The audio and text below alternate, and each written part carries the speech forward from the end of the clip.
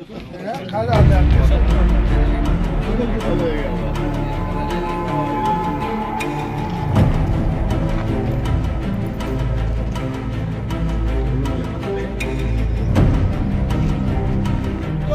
ఐక్యత, రైతుల ఐక్యత, మా భూములు, మా భూములు, మా భూములు.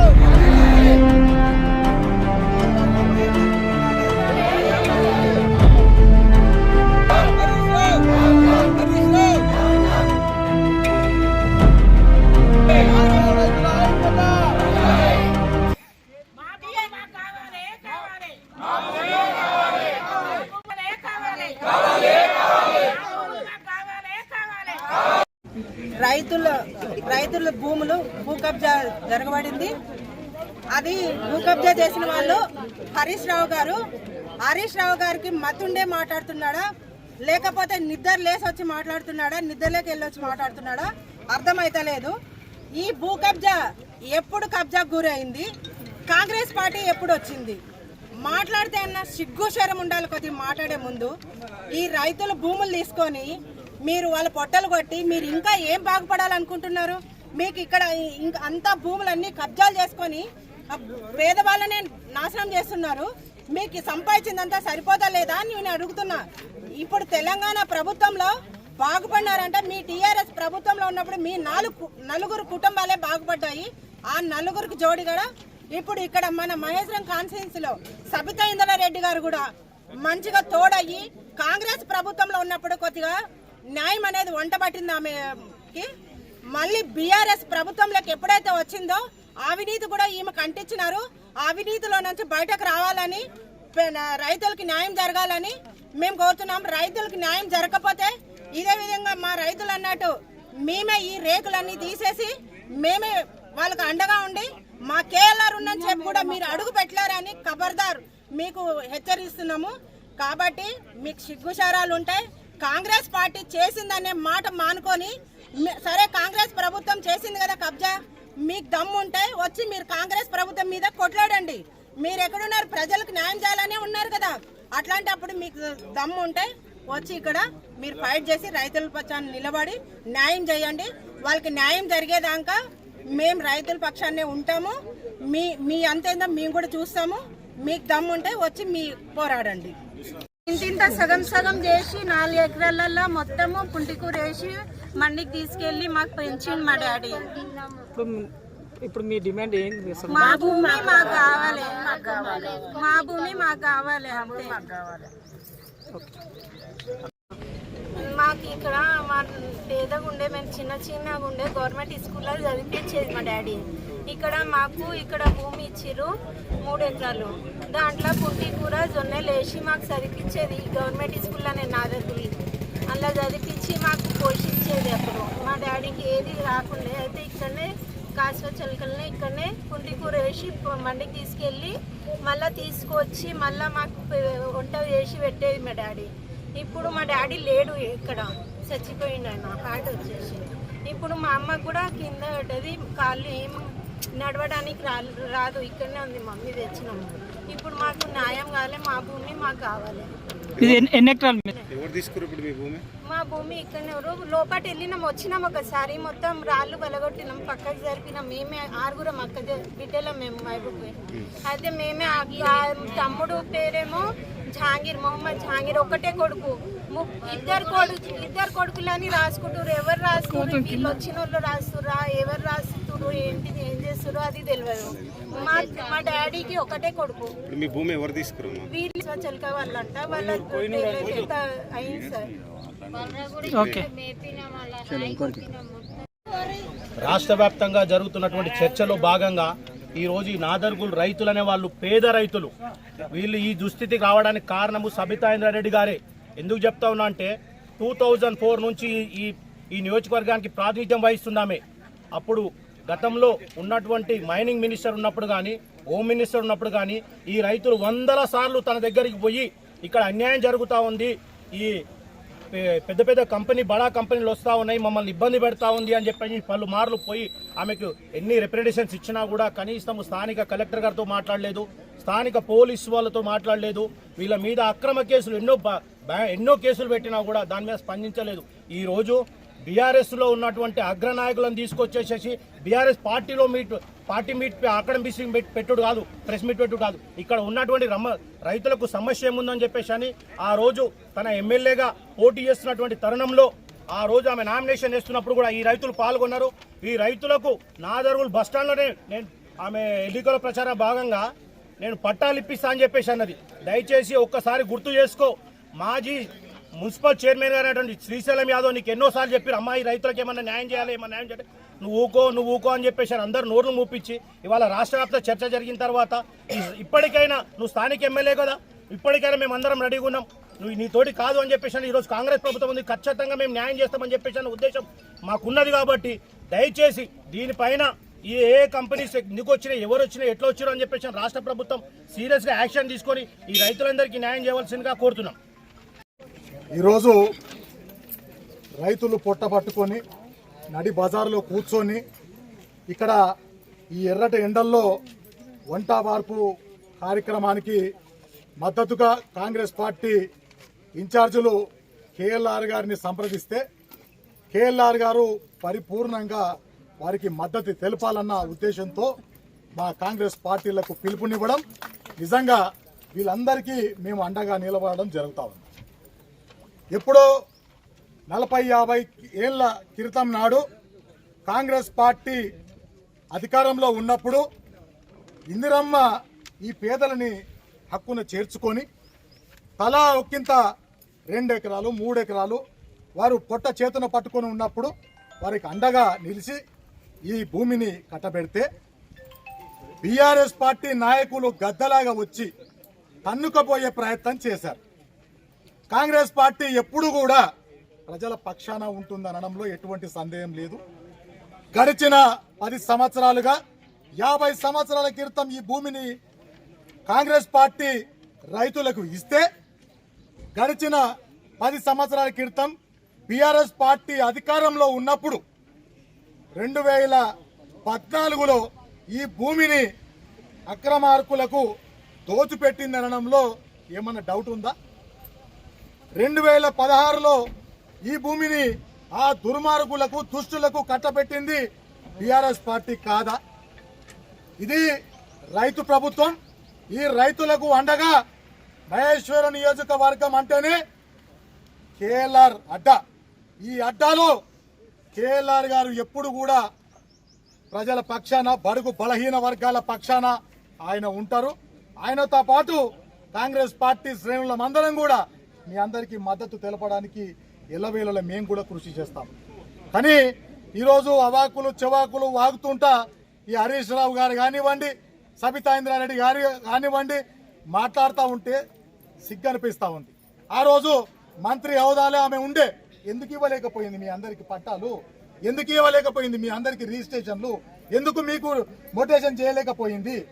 ఆమె ఇంటికి పిలిపించుకొని మీ అందరితోటి పబ్బం గడిపించుకొని మళ్ళీ మేము చేస్తామని చెప్పి ఎలక్షన్లలో మళ్ళీ మీతోటి ఓటు వేయించుకొని ఈరోజు మీ పీకల మీద కత్తి పెట్టి ఉంటారా సస్తారా అంటే ఈరోజు ఈ ఎర్రటి ఎండల్లో వంట వార్పు కార్యక్రమం చేసుకొని ఒకటి తిందామంటే కూడా మీకు తిండి వంట పట్టే పరిస్థితి లేదు.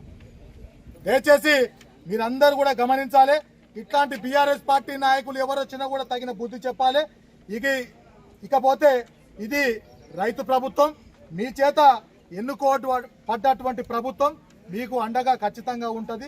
అక్కడ స్టేట్ లో ఉన్నటువంటి రేవంత్ రెడ్డి గారు గమనిస్తూనే ఉన్నారు. ఇక్కడ మహేశ్వర నియోజకవర్గంలో ఉన్నటువంటి కేఎల్ఆర్ గారు కూడా ప్రతి ఒక్కటి గమనిస్తూ ఉన్నారు. అందరూ మంత్రులతో మాట్లాడుతూ ఉన్నారు, సంభాషిస్తూ ఉన్నారు. అతి తక్కువ కాలంలోనే మీ అందరికీ న్యాయం చేకూరుతుందని చెప్పి సభాముఖంగా తెలియజేస్తూ మీకు అందరికీ మద్దతుగా మేము ఉంటాం. కాంగ్రెస్ పార్టీ నాయకులము, ప్రెస్ మిత్రులు మీ రోజు వచ్చిరనంటే మీకు న్యాయం చేయడానికి అని చెప్పి ఈ సందర్భంగా తెలియజేస్తూ నాకు ఈ అవకాశం ఇచ్చిన మీ అందరికీ కూడా ధన్యవాదాలు చేయడం జరుగుతుందో వారికి మద్దతుగా ఇక్కడికి విచ్చేసిన కాంగ్రెస్ పార్టీ మహేశ్వర నియోజకవర్గ కార్యకర్తలు, నాయకులకు మరియు ప్రింట్ మీడియా, ఎలక్ట్రానిక్ మీడియా సోదరులకు నా యొక్క నమస్కారం. ఈ యొక్క కాసువాగు రైతులు ఏదైతుందో గతంలో ఇందిరాగాంధీ ఎస్సీలు, బీసీలు, ముదిరాజులు, మిగతా అన్ని కులాల వారికి 2-3 ఎకరాలు అసైన్యాలు వీళ్ళకి ఇవ్వడం జరిగింది. ఎందుకంటే ఆ కాలంలో జీవించడమే మహాగగనం.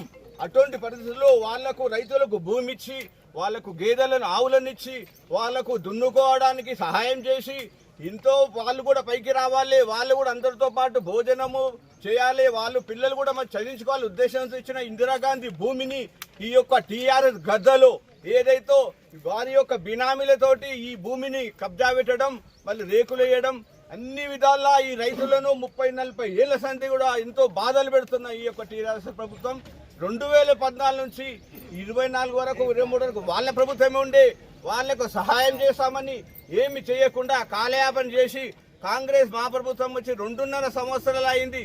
కానీ ఈ మధ్యన ఏదో గుర్తొచ్చినట్టు హరీష్ రావు గారు, సబితా ఇంద్రారెడ్డి గారు ఇక్కడికి ఇచ్చేసి ఏదో కొంపల ముందే జరిగిపోతున్నాయి, కాంగ్రెస్ పార్టీ మీద బట్టగలిసి మీదేయాలి, పొంగులేటి శ్రీనివాస్ రెడ్డి గారు, రేణుస్పేట గారు వీళ్ళు ఇన్వాల్వ్మెంట్ ఉన్నారని ఎన్నో అబద్ధాలు బూటకు మాటలు మాట్లాడడం జరిగింది. అవన్నిటి కూడా మా రెవెన్యూ మినిస్టర్ గారు మొన్న గూగుల్ మ్యాప్ మరియు 2016లో మొటేషన్ ఎలా జరిగింది, రిజిస్ట్రేషన్ ఎలా జరిగింది, లీగల్గా డాక్యుమెంట్స్తో సహా మీడియా పరంగా అందరికీ చూపించడం జరిగింది. అది రాష్ట్ర ప్రజలందరూ కూడా చూడడం జరిగింది. ఎవరైనా కూడా ఎదుటి పార్టీ మీద మాట్లాడే ముందు ఇంత ఎవిడెన్స్ అనేది ఉండాలి. ఇక్కడ వచ్చే రైతులు ఉన్నారు, రైతులకు ఇప్పుడు మన ప్రెస్ మీడియా సోదరులు మాట్లాడారు. వాళ్ళు ఉప ముఖ్యమంత్రి బట్టి విక్రమార్క గారు కూడా వీళ్ళకు హామీ వేయడమే జరిగింది. మన కేఎల్ఆర్ గారికి వీరు వెళ్తే, మన ఇన్ఛార్జ్ కేఎల్ఆర్ గారి దగ్గరికి రైతులంతా వెళ్తే వాడు ఇమ్మీడియట్లీ బట్టి గారితో మాట్లాడి కలెక్టర్ గారికి మిగతా ఆఫీషియల్స్కి అందరికి చెప్పడం జరిగింది. వాళ్ళకు న్యాయం చేస్తామని, మా ప్రభుత్వ న్యాయంలో మీ భూములు మీకు అందిస్తామని చెప్పడం జరిగింది. మరి ఇక్కడ కాన్స్టిట్యున్సీ మహేశ్వరం కాన్స్టిట్యున్సీలో ఉన్న కాంగ్రెస్ నాయకులందరూ సపోర్ట్గా విచ్చేసినందుకు వారికి పేరు పేరున ధన్యవాదాలు. అదేవిధంగా ప్రెస్ మిత్రులు అందరూ కూడా పేరు పేరున ధన్యవాదాలు తెలుపుతూ, ఈరోజు అసెంబ్లీలో కానీ మన ప్రెస్ మీట్ పెట్టి హరీష్ రావు గారు ఏమంటారంటే మీ అందరూ తెలుసు, తప్పుడు ఆరోపణలు చేసుకుంటూ వాళ్ళు కోట్లు ఈ కాసా భూముల్లో మోసం చేసి మా మీదకే తప్పించుకోవాలని భయంతో ఈరోజు కాంగ్రెస్ పార్టీ మీద పరదోలుతున్నారు. ఒకటి గమనించాలి, 10 ఏళ్ల నుండి మీ ప్రభుత్వం ఉందా, మేమున్నామా? 10 ఏళ్ల నుండి ఆ రోజు విద్యాశాఖ మంత్రి కానీ ఇప్పుడున్న ఎమ్మెల్యే సబితా రెడ్డి గారు ఆ రోజు ఈ రైతులందరూ ఆమె దగ్గర వెళ్ళలేదా? ఆ రోజు న్యాయం ఎందుకు చేయలేదు? ప్రభుత్వం మీదే ఉంది కదా. సింపుల్ ప్రశ్న ఇది. ఈరోజు మాట్లాడుతున్నారు కాంగ్రెస్ పార్టీ మీద. కాంగ్రెస్ పార్టీ ఎప్పుడు కూడా పేద ప్రజలకు ద్రోహం చేయదు. ఇది ఇందిరాగాంధీ ఇచ్చిన పొలము, భూమి.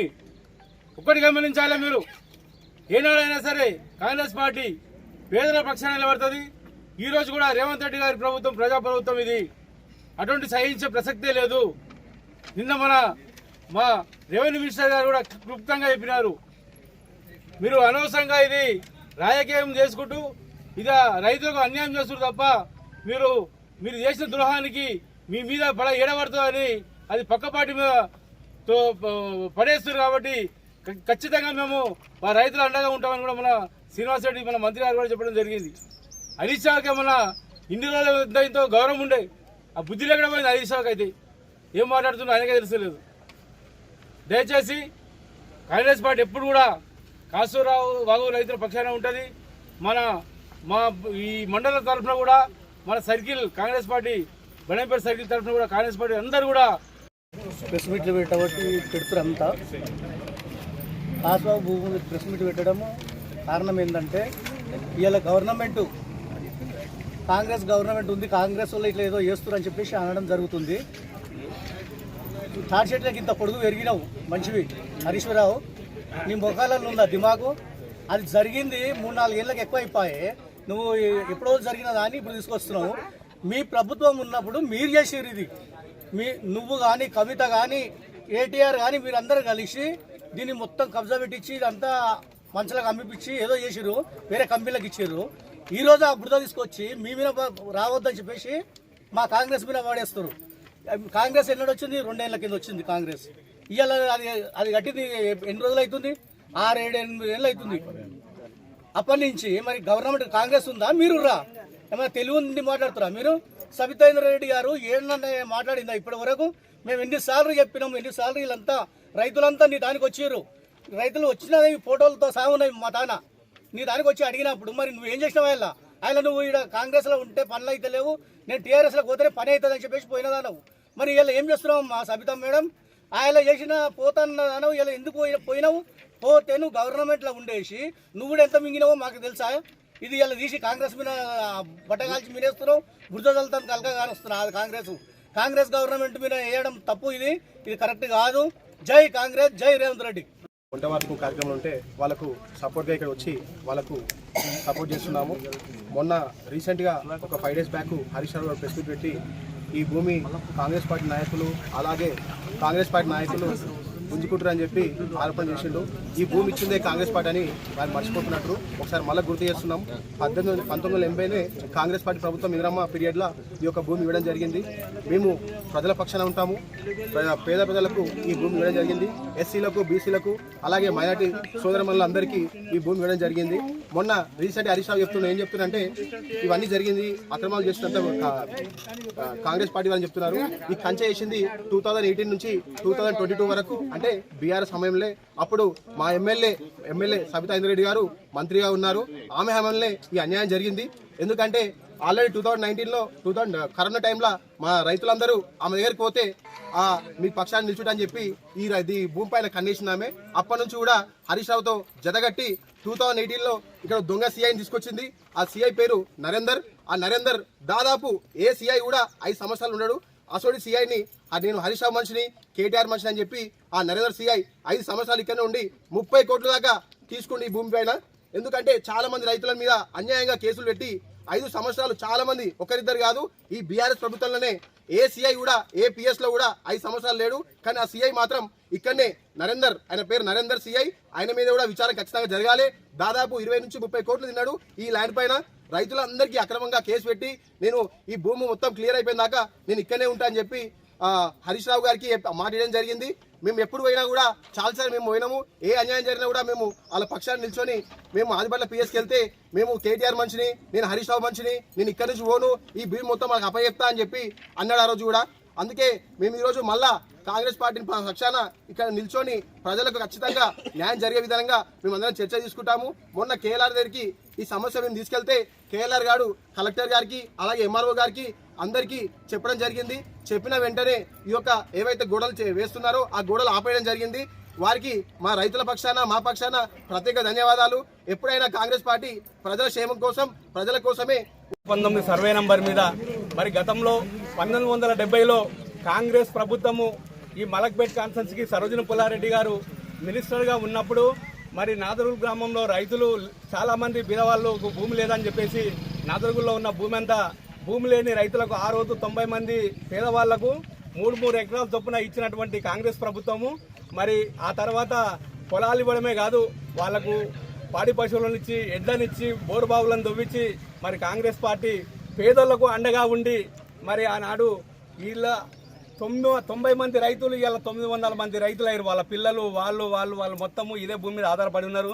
మరి ఎప్పుడైతే ఈ బీఆర్ఎస్ ప్రభుత్వం 2014లో అధికారంలోకి వచ్చిందో అప్పటి నుంచి కాసువ అనే భూమి మీద కన్నేసి దీన్ని వేరే వాళ్లకు రీసెంట్ చేసి, మొటేషన్ చేసి, రైతులను అయోమయానికి గందరగోళం చేసి దాని చుట్టూ ఫెన్సింగ్ వేసి, కంచె వేసి రైతులను బయటకు తోలిచి వాళ్ళని రోడ్డు మీద కూర్చోబెట్టిన పరిస్థితి ఇలా. ఏదేమైనా ఏ కాంగ్రెస్ ప్రభుత్వం అయితే భూములు ఇచ్చిందో అదే కాంగ్రెస్ ప్రభుత్వం మీద ఇలా బురద తల్లుతున్నారు. కాంగ్రెస్ ప్రభుత్వం వాళ్ళకి అన్యాయం చేస్తుందని చెప్పేసి అంటున్నారు. మరి గతంలో ఉన్న ఎమ్మెల్యే గారు వాళ్ళ ఇంటి చుట్టూ కంచె వేస్తున్నారమ్మా, మమ్మల్ని భూముల్లోకి ఓనిస్తలేరు, మేము భూమి బయట ఉన్నామని చెప్పేసి ఆమెకు అనేక సార్లు మొరబెట్టుకున్నా కానీ ఆమె ఆ రోజు పట్టించుకోలేదు.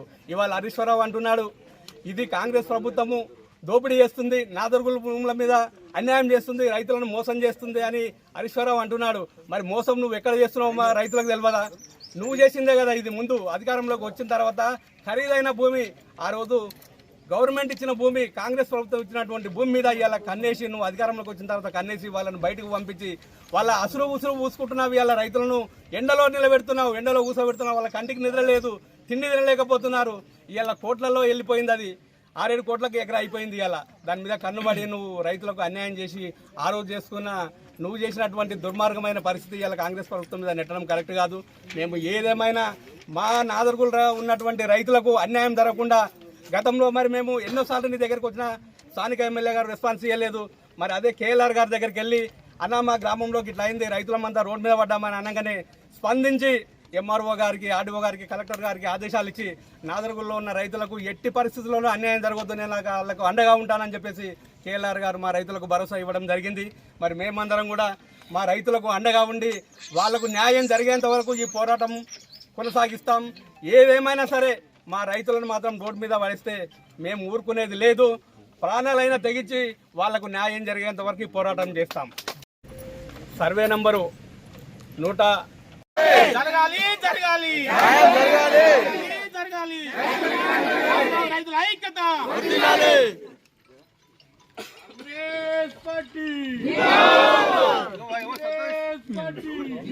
కానీ ఇలా పక్కకు ఇట్లా హరీష్ రావు పక్క పెట్టుకొని అన్ని పచ్చి అబద్ధాలు మాట్లాడుతుంటే మీరు ఒక్క మాట అనట్లేదు.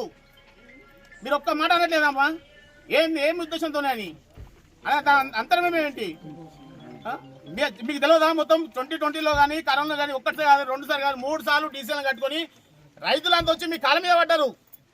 అప్పటికే మర్చిపోయారా మీరు? రైతుల చేస్తానన్నా చేయలేదు. మాకు సరే చేస్తున్నా కాంగ్రెస్ అదే మా ఎమ్మెల్యే గారు కాంగ్రెస్ గవర్నమెంట్ వచ్చిన 23లో కాంగ్రెస్ గవర్నమెంట్ వచ్చిన తర్వాత 6 నెలలకు మేము మన కేఎల్ఆర్ గారి ఆధ్వర్యంలో బట్టి విక్రమార్కకి రైతులందరినీ తీసుకొని పోయి ప్రజాభవనంలో మేము కలిసినాము.